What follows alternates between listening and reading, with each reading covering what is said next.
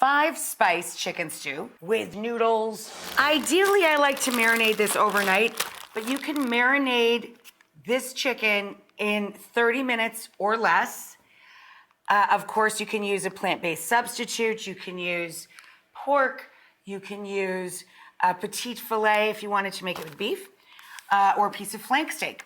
We have about 1.25 pounds to 1.5 pounds. What I do is I buy 2 pieces of boneless, skinless dark meat, thighs, and 2 pieces, kind of on the small side, of breast. So total, we have about 1.25 pounds. Whenever I'm marinating poultry especially, I double bag. I've got a little 5-spice on the chicken with salt, and I bump up the pepper in the dish. So I have high temperature oil, a little puddle of it, a couple tablespoons, and I'm gonna take about half the chicken and spread it out.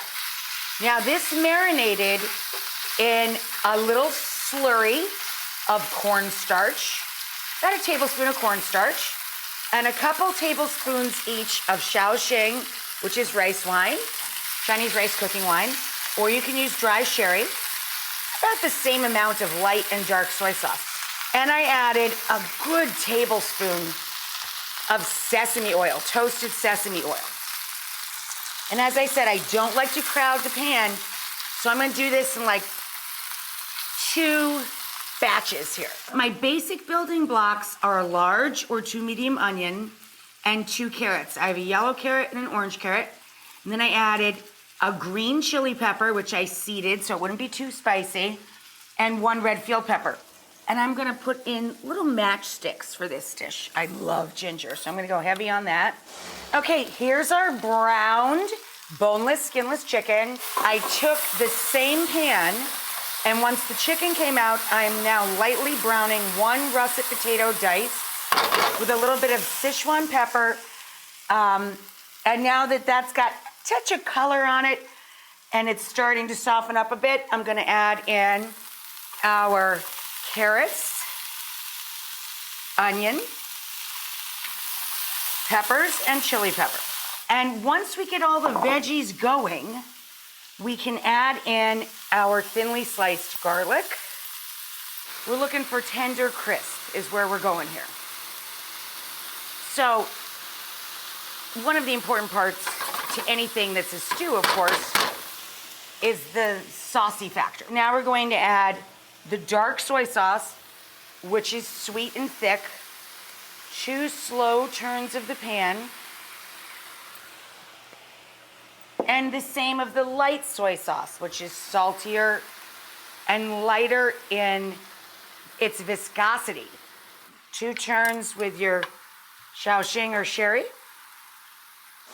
I have an entire bunch of scallion here. Slice on an angle, on a bias, and we can throw the whites in now.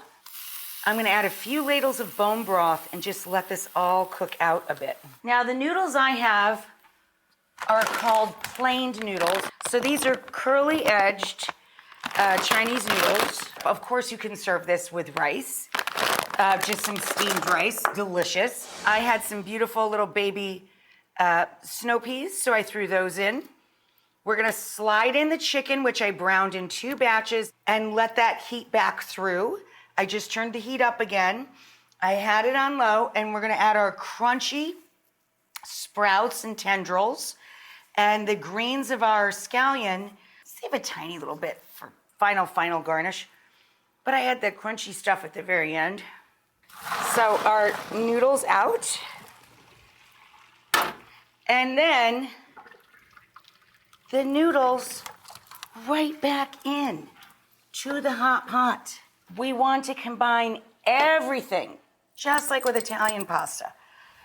And this is our carryover cooking. Left our noodles a little wet there to make it extra saucy. Stir that all together. Scatter some flowers around. More tendrils and crunch. Lots of green.